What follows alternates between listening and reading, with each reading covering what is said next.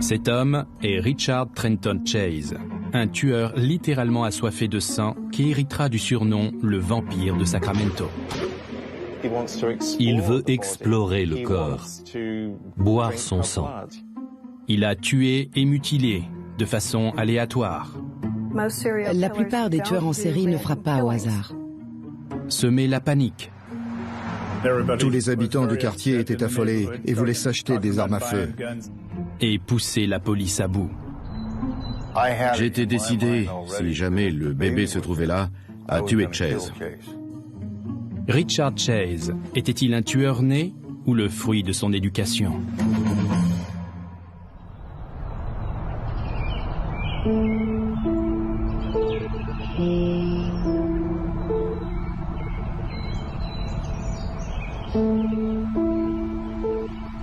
Richard Trenton Chase naît le 23 mai 1950 à Sacramento.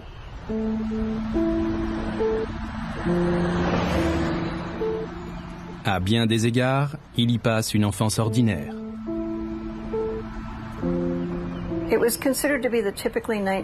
Dans les années 50, la famille type était dysfonctionnelle. Il y avait beaucoup de disputes, quelques coups, mais ça ne sortait pas vraiment des normes de l'époque. Les enfants étaient régulièrement battus. C'était la façon de leur imposer une certaine discipline. Richard n'a pas subi de sévices, il n'a pas rencontré de difficultés particulières à part les conflits de ses parents et la discipline de l'époque.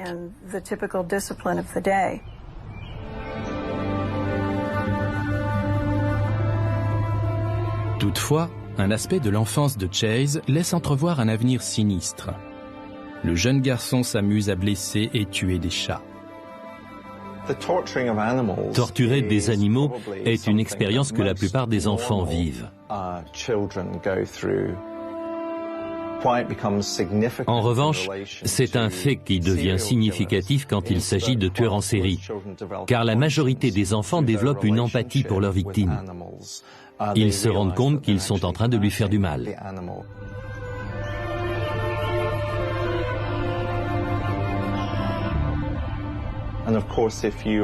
Évidemment, si vous continuez à torturer et mutiler des animaux, alors vous n'avez pas appris à développer cette empathie, comme le font normalement les enfants en grandissant. Malgré tout, Richard Chase fréquente l'école du quartier. Et pendant un temps, du moins, on considère qu'il est habillé correctement et que dans une certaine mesure, il est comme les autres élèves. En d'autres termes, il ne se comporte pas complètement bizarrement, seulement dans certaines situations, dans sa prime jeunesse. Au milieu des années 1960, au lycée, Chase goûte à la drogue. Il consomme de la marijuana et du LSD. Il a commencé à consommer à forte dose non seulement de la marijuana, mais aussi d'autres drogues. Est-ce qu'un stupéfiant peut faire basculer quelqu'un? Peut-on devenir sans raison un psychopathe sans avoir de prédisposition? En général, il faut une certaine vulnérabilité ou une sensibilité particulière, car sans ça, vu le nombre de consommateurs de LSD aux États-Unis ou dans le monde, il existerait bien plus de tueurs en série. Donc il avait sans doute des prédispositions, mais ont-elles suffi à faire de lui un meurtrier? Pas en soi. En plus d'une consommation de drogue croissante, le jeune Chase développe un handicap. Il découvre qu'il est différent des autres, car même s'il est attiré par les femmes, il n'est pas capable d'avoir une érection. Il a commencé à penser que, dans la mesure où le sang est censé affluer vers le pénis pour qu'il durcisse, il lui suffirait de s'en procurer quelque part pour compenser. Chase est âgé d'une vingtaine d'années quand son comportement et ses pensées deviennent de plus en plus étranges. Il croyait qu'on l'avait empoisonné, que des os poussaient derrière sa tête, que son estomac était à l'envers, que ses artères pulmonaires avaient été volées. Il souffrait horriblement, mais ce n'était que le fruit de son imagination.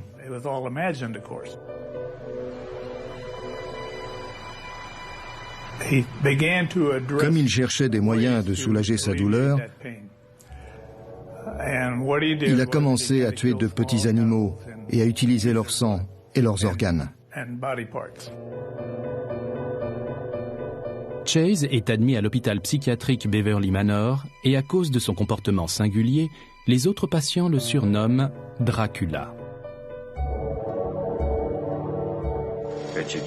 Richard Chase s'en prend à de petits animaux, à des oiseaux.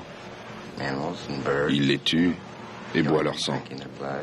Il avait besoin qu'on s'occupe beaucoup de lui. Il n'avait pas reçu suffisamment d'attention. Malgré les réticences d'une partie des soignants, Chase est confié à ses parents, à présent divorcés. Son attitude inquiétante persiste. Il va même jusqu'à tuer un chat sous les yeux de sa mère. Un jour, sa mère le surprend en train d'arracher la tête du chat pour se frotter le visage avec le sang. Mais elle n'en parle à personne. Sauf que tuer les chats n'est qu'un début pour Richard Trenton Chase. Un des facteurs intéressants de la mutation de Chase en tueur en série a eu lieu en août 1977, à Pyramid Lake, une réserve indienne.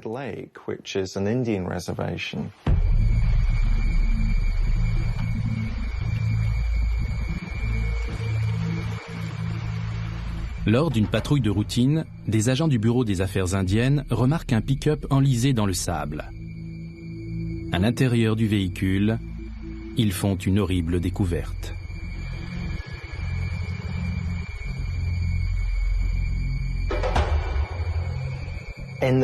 Dans le pick-up, ils trouvent des taches de sang, des fusils, mais le pire, c'est un seau avec un foie. Du coup, il se demande si ce sont les signes d'un homicide. Les policiers observent les alentours à l'aide de jumelles. Ils ont essayé de repérer le responsable de cette horrible scène de massacre. Sur un rocher situé à 800 mètres de là, ils aperçoivent une silhouette dénudée qui détale immédiatement dans la direction opposée. Il est complètement nu, le corps recouvert de sang, donc ils sont convaincus qu'il a tué quelqu'un et ils l'arrêtent. L'homme déclare qu'il s'appelle Richard Trenton Chase, qu'il a 27 ans et réside à Sacramento. Il affirme que le sang retrouvé sur son corps et dans le véhicule est le sien, qu'il a suinté de ses pores. Pendant la garde à vue de Chase, le foie et le sang sont analysés. Ils proviendraient d'une vache. Chase est libéré sans qu'aucune charge soit retenue contre lui. Puis, fin 1977, après des années à chasser des animaux, Chase jette son dévolu sur des proies moins faciles.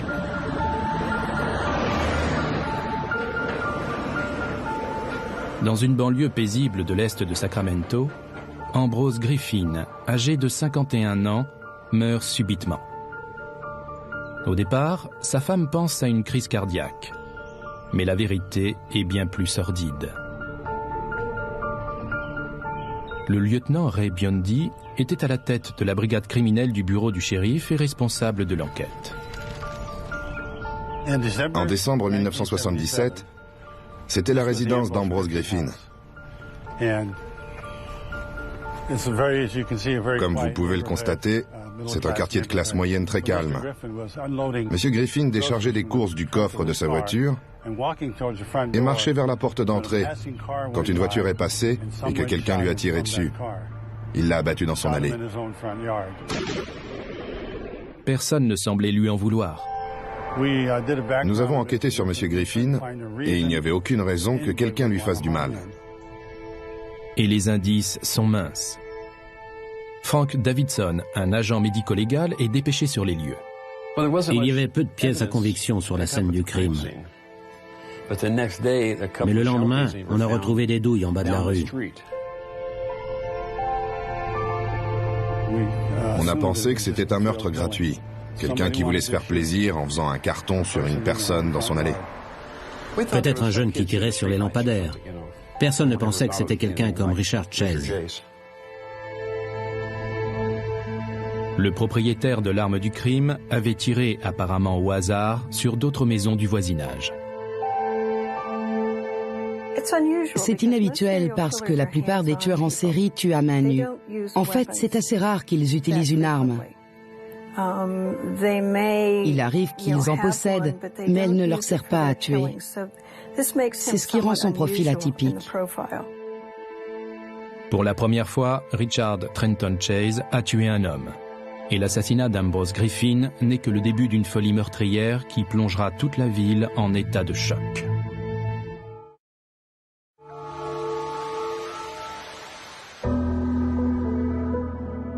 En décembre 1977, Richard Trenton Chase commet son premier meurtre en tirant sur le quinquagénaire Ambrose Griffin alors qu'il décharge ses courses dans la banlieue de Sacramento. On a pensé que c'était un meurtre gratuit. Quelqu'un qui voulait se faire plaisir en faisant un carton sur une personne dans son allée. Le caractère apparemment hasardeux du crime laisse peu d'indices aux inspecteurs. Peut-être un jeune qui tirait sur les lampadaires. Personne ne pensait que c'était quelqu'un comme Richard Chase. En janvier 1978, l'attitude de Chase est toujours plus alarmante. Des résidents de la banlieue est de Sacramento signalent qu'un rôdeur pénètre dans les jardins et les maisons.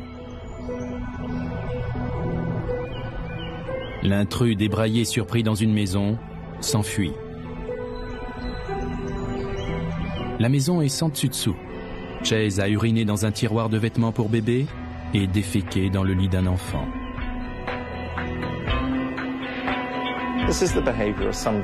Voilà le comportement d'une personne qui veut démontrer qu'elle a tout pouvoir sur la maison qu'elle a envahie. C'est l'attitude d'un homme qui exhibe son mépris pour ceux qui vivent là. En tout cas, il n'est pas dans une pensée rationnelle. Le 23 janvier 1978, Chase frappe à nouveau. Cette fois, c'est une vraie boucherie.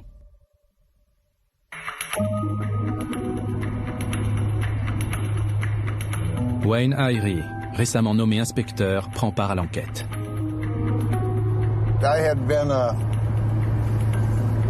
Je venais d'être promu inspecteur et j'étais affecté à la brigade métropolitaine qui s'occupe principalement des délits.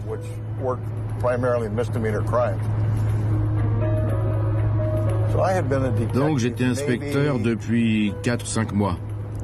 Pas très longtemps.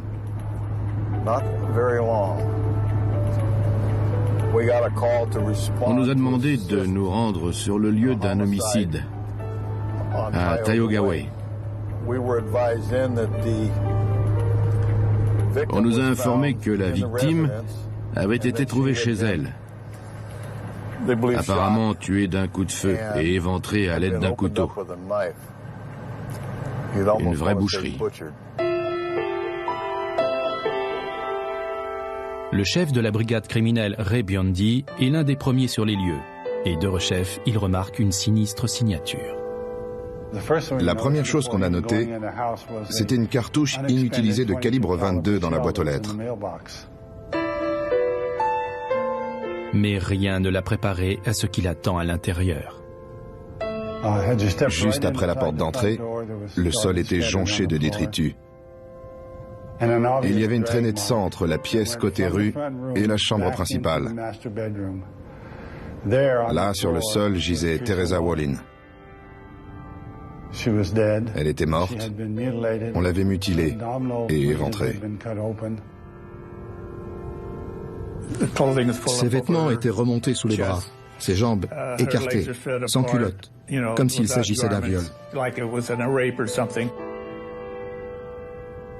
Il avait procédé à une incision au niveau de son estomac et apparemment, il avait déplacé les intestins et les organes internes.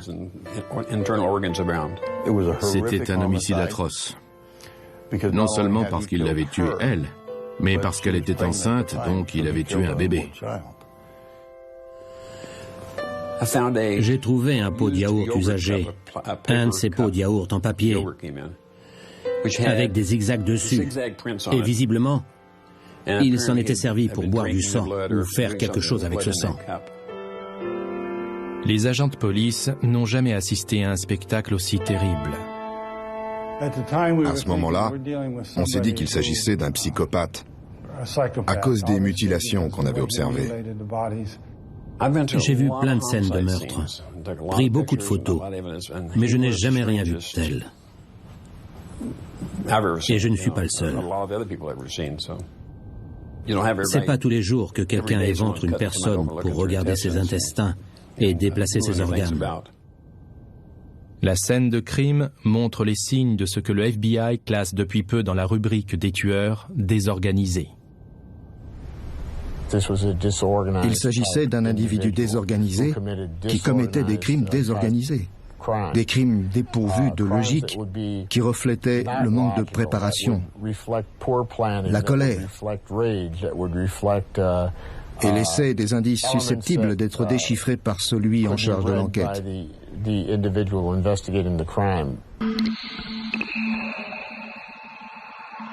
La première victime de Chase avait été tuée par balle et laissée sur place. Les mutilations subies par Teresa Wallin indiquent une impressionnante escalade de la violence. Il s'agit du premier exemple humain de ce qu'a fait subir Chase aux animaux pendant très longtemps.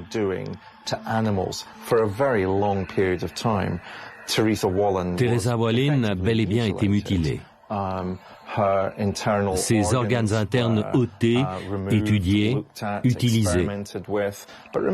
Mais il faut bien garder à l'esprit que depuis très jeune, Chase souffre de troubles érectiles et par conséquent, même s'il peut être attiré sexuellement par les femmes, il ne peut pas l'exprimer de façon normale.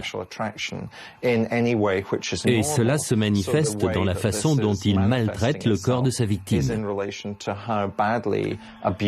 Il éprouve de la curiosité pour ses organes internes, sa poitrine, son vagin. Et bien sûr, il exprime cette curiosité en désacralisant et en détruisant le corps. C'est une caractéristique très répandue au sein des tueurs en série. Il n'est certainement pas le seul à faire ce genre de choses. Il n'éprouve pas d'émotions. Par conséquent, pour eux, un être humain qu'ils ont tué n'est rien de plus qu'un objet d'expérimentation, de la même manière qu'un animal de laboratoire. Cela s'apparente presque à une curiosité puérile, d'un genre très inhabituel. Le tueur en série traite souvent sa victime comme un morceau de viande sur lequel il fait des expériences.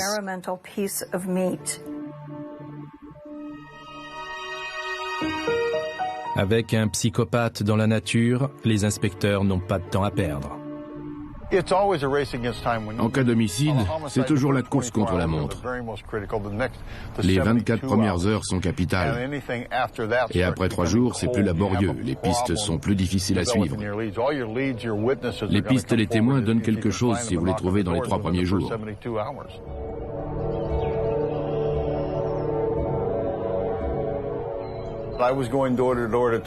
Je frappais à toutes les portes pour savoir si quelqu'un avait vu quelque chose.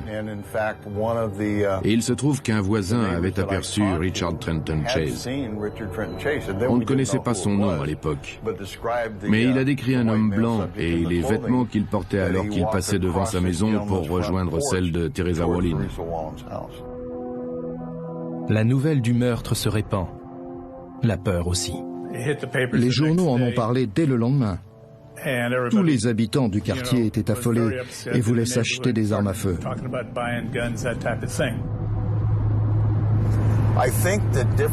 Ce qui faisait la différence, c'était l'horreur qu'avait subie la victime. Teresa Wallin sortait ses poubelles, elle était enceinte. On l'avait tuée et éviscérée. J'ai vu une photo d'elle. Et la peur se lisait encore sur son visage, même morte. Cette image me hante encore. Les résidents et les inspecteurs de Sacramento ignorent que Chase est sur le point de frapper à nouveau. Cette fois, il redoublera de violence. En janvier 1978, le tueur en série Richard Trenton Chase a abattu 2 personnes dans la banlieue de Sacramento. Tout d'abord, à bord d'une voiture, il a tiré sur Ambrose Griffin, âgé de 51 ans. On a pensé que c'était un meurtre gratuit, quelqu'un qui voulait se faire plaisir en faisant un carton sur une personne dans son allée. Avant d'assassiner atrocement Teresa Wallin, enceinte de 3 mois. La victime avait été éventrée à l'aide d'un couteau. Une vraie boucherie. J'ai trouvé un pot de yaourt usagé. Il s'en était servi pour boire du sang.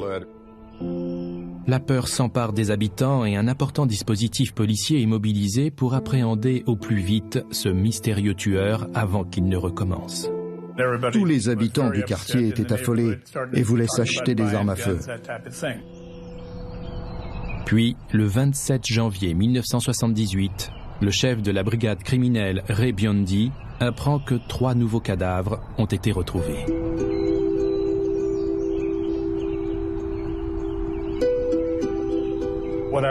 Quand je suis entré dans la maison de Marywood, la similitude avec le meurtre de Teresa Wallin à Tioga Way était flagrante.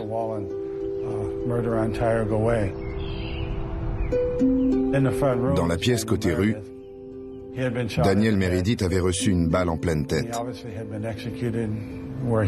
Il avait été abattu, probablement à l'endroit où on l'a trouvé. Dans la chambre du fond se trouvait Evelyn Moroth.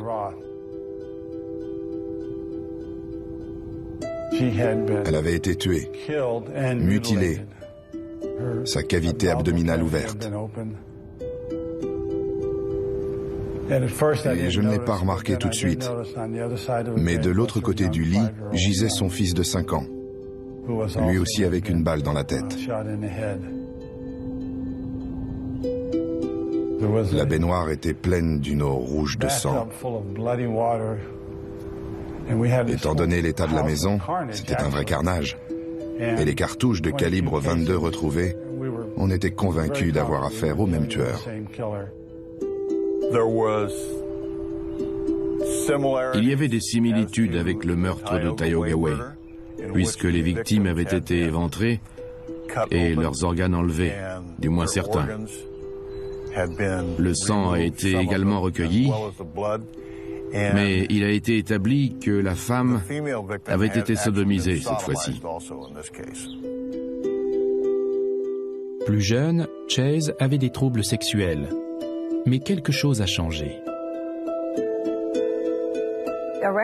Les troubles érectiles ne sont pas inhabituels chez les tueurs en série,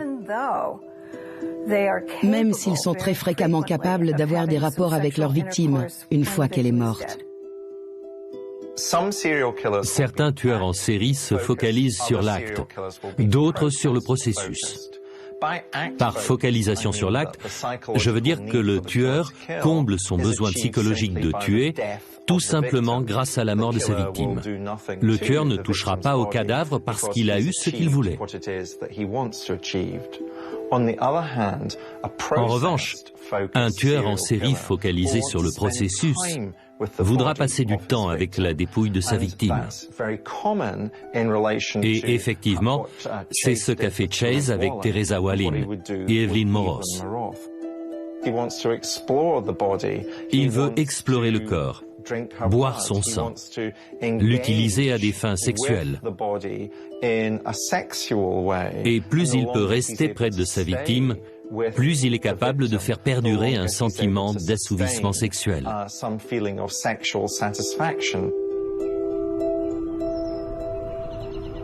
Ce meurtre ressemble vraiment à celui de Teresa Wallin, mais les policiers doivent faire face à une nouvelle urgence. Ils savent qu'un garçon de 22 mois était présent dans la maison. Or, il demeure introuvable. On était vraiment sur les dents à cause de ce petit garçon de 2 ans porté disparu. La police se lance à la recherche de l'enfant, soutenue par la population. Beaucoup de volontaires et de gens du bureau du shérif se sont joints à nous pour retrouver ce bébé. Comme les meurtres ont été commis de façon aléatoire, les indices sont rares et le sentiment de terreur augmente au sein de la ville.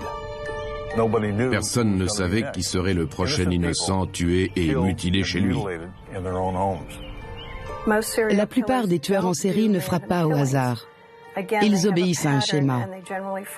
En général, ils choisissent des victimes qui se ressemblent, mais leur méthode peut varier. Lui, il tuait au hasard.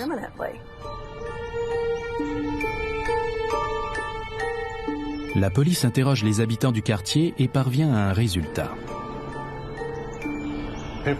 Les gens n'arrêtaient pas de nous dire qu'ils avaient vu un individu à l'air bizarre. Un homme blanc d'environ 1,80 m, affublé d'une parka orange vif, des cheveux en bataille, mince et le visage émacié, qui regardait chez les gens. Malgré cette description précise du suspect, les services de police peinent à l'identifier.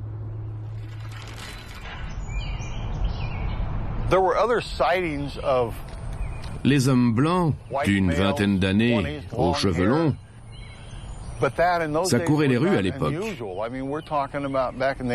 On était en pleine période hippie, les cheveux longs étaient dans le vent, tout le monde se laissait pousser les cheveux. Puis la chance sourit aux inspecteurs. Une fille qui avait été au lycée avec Richard Chase tombe sur un portrait robot du suspect. Elle se souvient alors d'une rencontre dans un centre commercial le jour du meurtre de Teresa Wallin.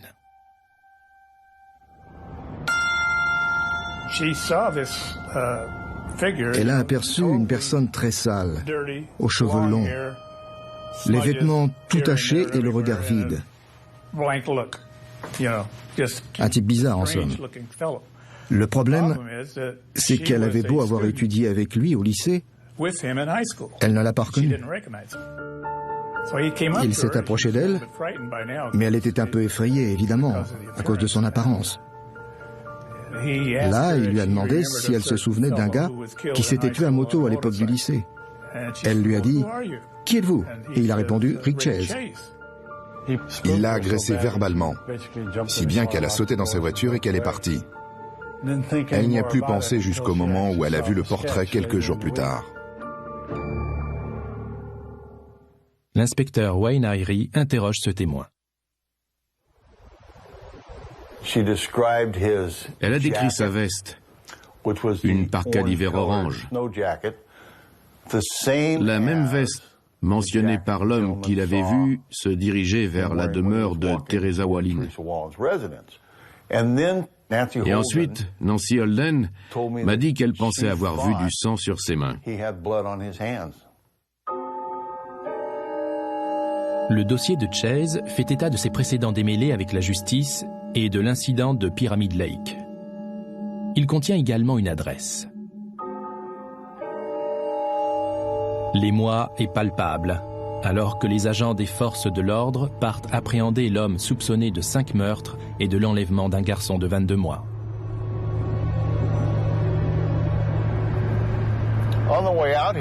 En se rendant sur place, les inspecteurs Robert Skunbaker et moi-même, on était convaincus que Richard Chase était notre tueur. J'étais décidé, si jamais le bébé se trouvait là, à tuer Chase. Un point, c'est tout. Les flics ne sont pas censés avoir ce genre de pensée, mais ce type était louche. Alors voilà, on voulait l'abattre sur place.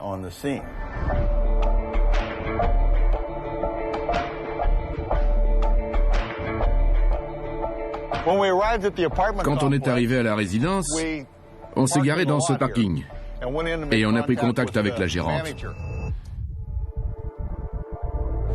Elle nous a confirmé qu'il occupait l'appartement 15. Alors les inspecteurs Baker, Roberts et moi-même On a frappé à la porte de l'appartement 15, sans résultat. Toc, toc, toc, pas de réponse. L'appartement voisin était inoccupé. Ken Baker a écouté à travers le mur.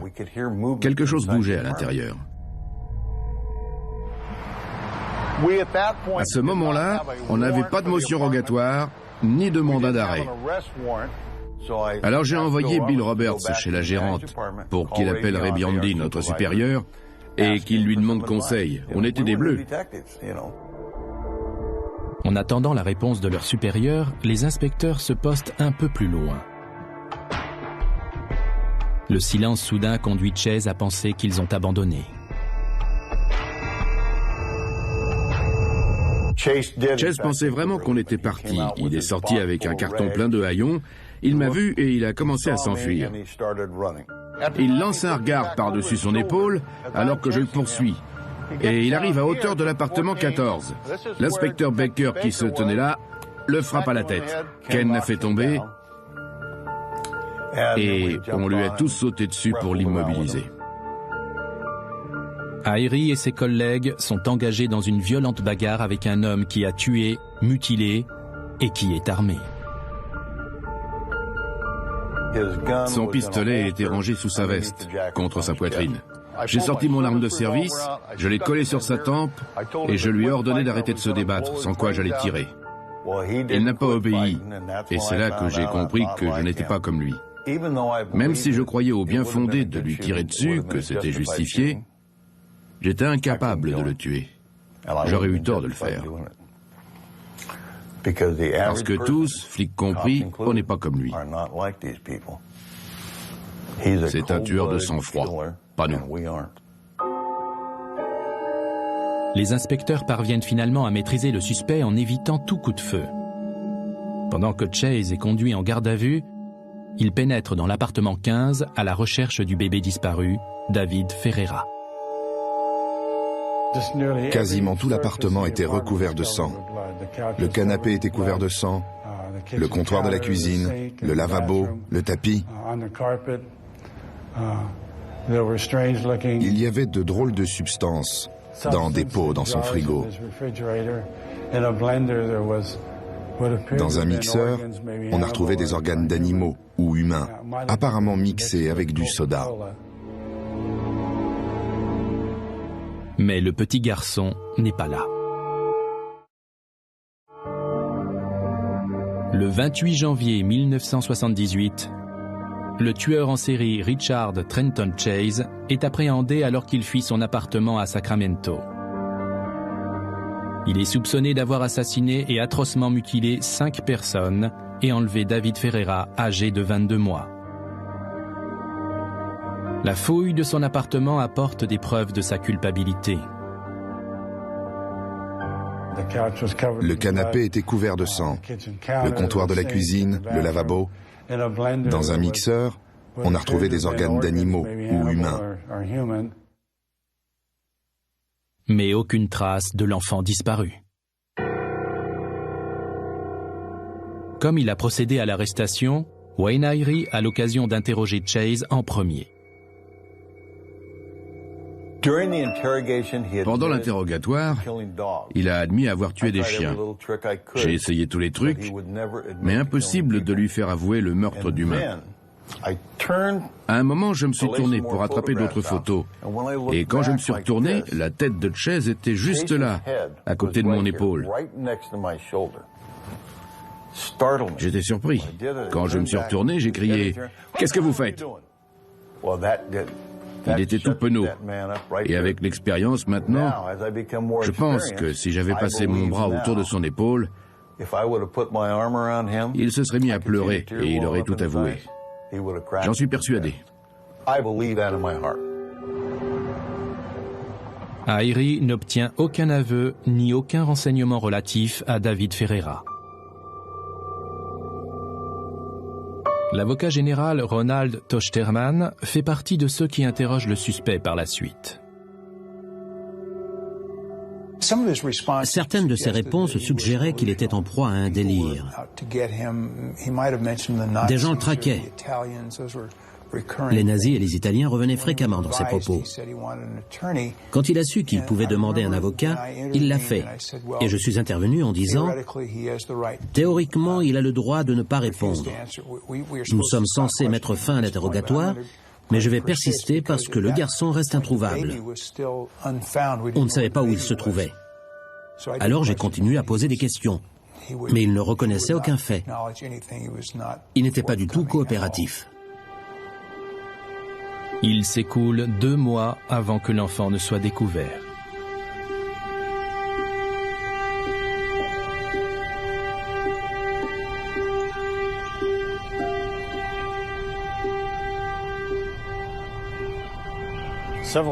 En mars 1978,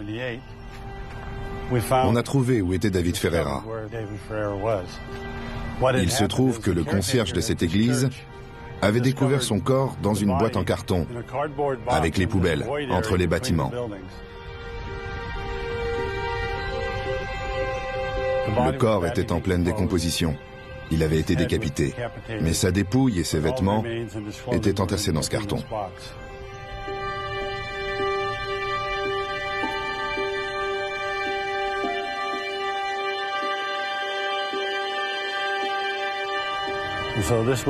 Voilà ce qu'on a trouvé après des mois de recherche intensive.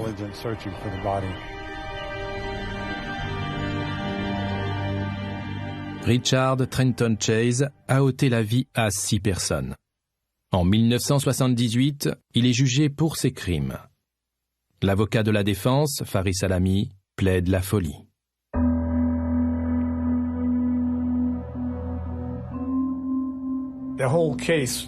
Richard Chase souffrait d'une maladie mentale. Il devait avoir 27 ou 28 ans quand je l'ai rencontré en prison. C'était le lendemain ou le surlendemain de son arrestation. Très vite, j'ai su que c'était l'homme le plus dérangé que je n'ai jamais connu. L'accusation, quant à elle, est convaincue que Chase savait distinguer le bien du mal quand il a commis ses meurtres et qu'il est donc techniquement sain d'esprit aux yeux de la loi de l'État de Californie. Les choses trouvées dans son appartement étaient très compromettantes. Donc j'envisageais le procès avec l'idée qu'il serait relativement facile de convaincre les jurés qu'il avait tué ces gens. Le défi consisterait à les convaincre qu'il était sain d'esprit aux yeux de la loi quand il avait commis ces meurtres. Et qu'au moment du verdict, il méritait d'être condamné à mort.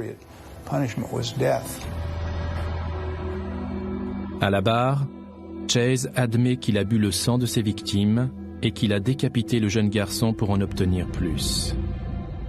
Il déclare que c'était dans un but thérapeutique. Chase se décrit comme un homme bien, mais faible et sans volonté.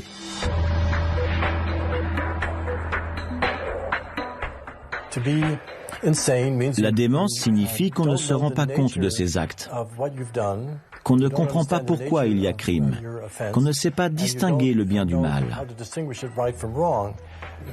La plupart des gens qui commettent des atrocités savent qu'ils agissent mal.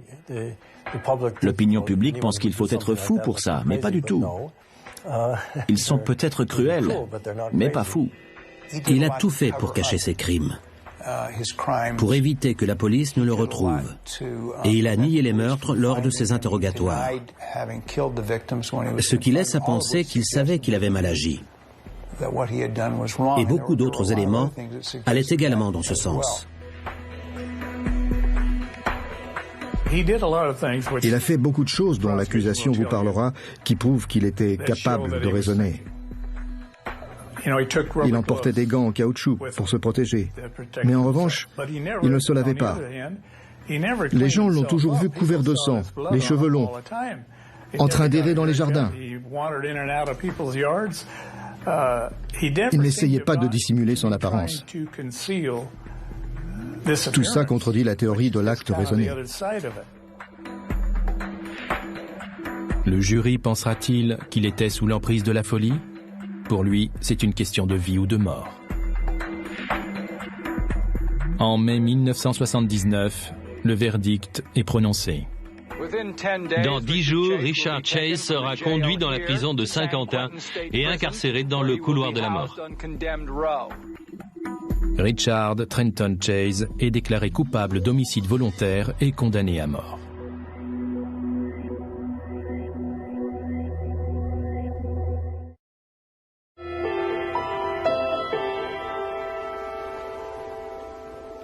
Qu'est-ce qui a bien pu conduire Chase à commettre ces crimes horribles?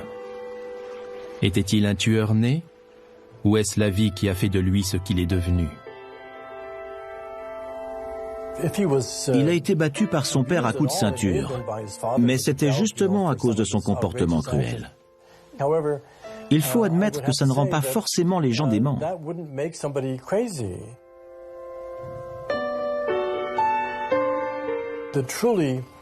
Une brutalité qui se manifeste par une réelle cruauté et une humiliation constante est un facteur important qui peut pousser des jeunes victimes à se montrer violentes plus tard. Mais ça ne rend personne schizophrène. Si Chase n'a pas été maltraité, serait-ce le manque d'affection qui a scellé son destin de tueur en série? Cet homme était un schizophrène paranoïaque. Et c'est tragique qu'il n'ait pas reçu l'aide qui l'aurait empêché de tuer ses congénères.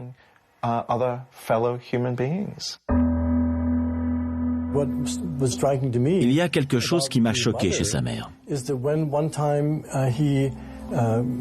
Un jour, il a frappé à sa porte et il se tenait là, un chat mort dans les bras et maculé de sang.